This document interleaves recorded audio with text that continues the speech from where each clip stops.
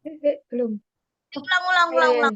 Capek gue, capek gue, capek gue. Ini siapa sih ini mau normalnya gue tampar ya. Ini siapa sih?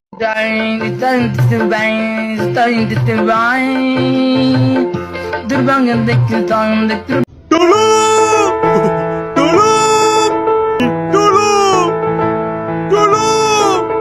Sorry ada kereta. Assalamualaikum warahmatullahi wabarakatuh. Selamat pagi. Di sini, saya bersama teman-teman dari kelompok 4 akan menjelaskan hasil diskusi kami mengenai materi sejarah minat di semester 5 ini tentang revolusi hijau di era reformasi. Untuk yang pertama, yaitu saya akan membahas peta konsep dari hasil diskusi kelompok kami. Revolusi hijau membahas inti dua permasalahan.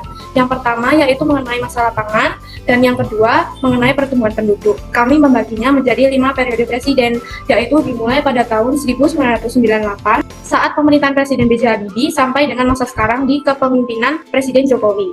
Revolusi hijau merupakan usaha dalam mengembangkan teknologi pertanian yang bertujuan untuk meningkatkan produksi pangan dengan mengubah cara bercocok tanam dari tradisional ke modern sehingga produktivitas pertanian dapat meningkat.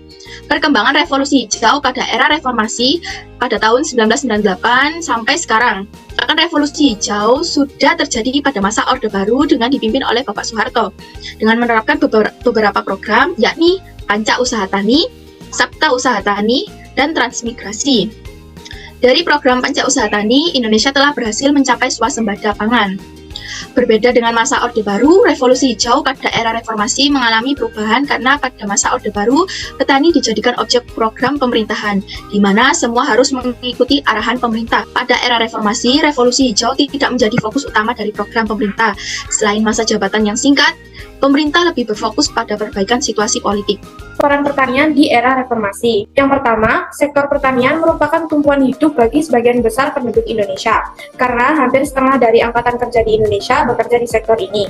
Yang kedua, sektor pertanian merupakan penghasil bahan makanan pokok. Sementara itu, ketahanan pangan merupakan prasyarat utama bagi tercapainya ketahanan ekonomi maupun ketahanan politik. Yang ketiga, sektor pertanian masih tetap menepati posisi penting sebagai penyumbang produk domestik bruto atau pendapatan nasional. Yang keempat, sektor pertanian merupakan penyumbang devisa yang relatif besar dan ternyata cukup lentur dalam menghadapi gejolak moneter dan krisis ekonomi.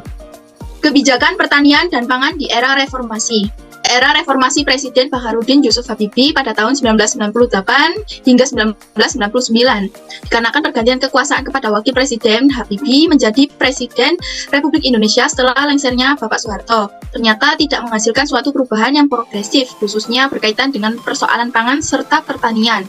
Pada saat itu, Indonesia mengalami krisis ekonomi. Alhasil, kebijakan pertaniannya hanya meneruskan kebijakan dari Presiden Soeharto. Kebijakan yang dilakukan yakni kebijakan swasembada beras, di mana dengan melakukan barter pesawat produksi IPTN yang ditukar dengan beras ketan Thailand. Berkurangnya beras di gudang Bulog atau Badan Usaha Logistik membuat pemerintah melakukan kebijakan barter ini untuk memenuhi pangan di Indonesia, yakni dengan cara menukar 2 pesawat terbang produksi IPTN dengan beras ketan sebanyak 110.000 ton dari Thailand. Era reformasi Presiden Gus Dur pada tahun 1999 hingga 2001, Gus Dur melakukan kebijakan yakni swasembada beras dengan Bulog sebagai pengelola logistik beras, yakni penyediaan, distribusi, dan kontrol harga.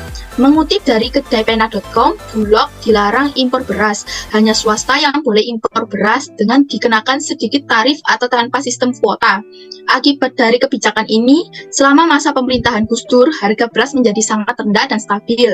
Pada era Gus Dur, Bulog langsung membeli gabah dari petani, bukan membeli beras. Karena dengan membeli gabah, menguntungkan para petani di mana gabah lebih tahan lama disimpan dibanding beras. Kebijakan ini juga untuk memberantas kecurangan dari para tengkulak yang sebelumnya selalu membeli gabah petani, lalu mengoplosnya dengan beras, impor, dan baru menjualnya ke Bulog kembali. Dari tahun 2001 sampai 2004, di mana Megawati ini tuh mengambil kebijakan yaitu bernama Gema. Gema ini adalah gerakan mandiri yang merupakan suatu upaya meningkatkan kemandirian dan keberadaan para petani, peternakan, dan nelayan dalam menjalankan usaha pertaniannya agar tercapai efisien dan peningkatan daya saing komoditas. Megawati ini juga meluncurkan 3 Gema dalam satu program peningkatan ekspor. Yang pertama ada Gema Palagung 2001. Gema Palagung 2001 ini tuh dia kayak gerakan mandiri peningkatan produksinya itu seperti padi, kedelai, jagung untuk mencapai swasembada tahun 2001. Kemudian ada Gema Proteina tahun 2001, yaitu di mana gerakan mandiri tersebut peningkatan produksi protein hewani yang dengan sasaran sampai tahun 2001. Kemudian yang ketiga itu ada Protekan 2003, di mana program tersebut ini peningkatan ekspor dari hasil perikanan dengan sasaran nilai ekspor sebesar US 10 miliar pada tahun 2003. Kemudian ada Gema Hortina 2003, di mana gerakan mandiri ini tuh peningkatan produksi hortikultura tropika Nusantara dengan sasaran sampai tahun 2003. Reformasi Presiden Susilo Bambang Yudhoyono pada tahun 2004 sampai 2014. Susilo Bambang Yudhoyono ini tuh kayak mengambil kebijakan terhadap revitalisasi yang mengutip dari news.detik.com. SBY ini tuh canangkan revitalisasinya dengan pertanian, perikanan, dan kehutanan. Sehingga gerakan ini tuh difokuskan pada 6 sektor seperti revitalisasi bidang ketahanan pangan, kesempatan usaha, dan pertumbuhan produk ekspor, sehingga pengembangan produk baru. Nah, setelah itu partisipasi kelompok masyarakat tersebut dan revitalisasi sumber daya manusia di bidang pertanian. Sehingga SBY ini tuh menyerahkan bantuan berupa bibit seperti kedelai, padi, ikan, udang, cana, dan pengolahan rumput laut kepada para petani dan nelayan. Selanjutnya ada era reformasi Presiden Jokowi dan Yusuf Kala pada tahun 2004 sampai 2014. Kebijakan yang diterapkan adalah bekerja. Mengutip dari pertanian.co.id, kebijakan pangan di era Jokowi JK tertuang dalam nawacita menjadi landasan program kerja pemerintah, yaitu mencapai swasembada pangan dalam rangka ketahanan pangan nasional. Di era Jokowi JK ini menerapkan program bedah kemiskinan rakyat sejahtera yang dikenal dengan program bekerja, yang mengentaskan masyarakat petani dari kemiskinan. Dalam program jangka pendek, setiap rumah tangga miskin diberikan bantuan 50 ekor ayam bertelur berumur 2 bulan. Kemudian, solusi jangka menengahnya dengan bantuan hortikultura.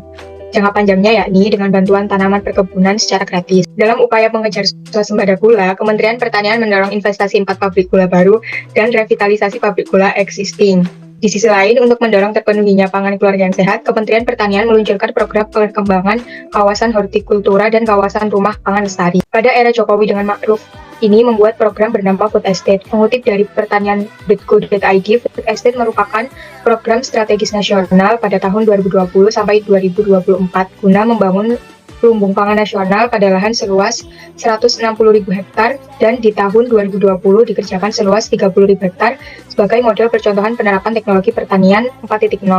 Program ini untuk mengantisipasi ancaman krisis pangan akibat dampak pandemi virus corona. Pengembangan food estate dilaksanakan di Kabupaten Pulang Pisau seluas 10.000 hektar dan Kapuas seluas 20.000 hektar Provinsi Kalimantan Tengah. Pembangunan food estate tidak hanya padi dan jagung saja, namun mencakup semua komoditas pangan. Dengan membangun sarana produksi dan infrastruktur pertanian seperti embung dan irigasi, dan sarana pasca panennya yang modern. Saya dan teman-teman meminta maaf apabila ada perkataan yang tidak mengenakan. Akhir kata dari saya dan kelompok saya, terima kasih sudah setia menonton sampai akhir.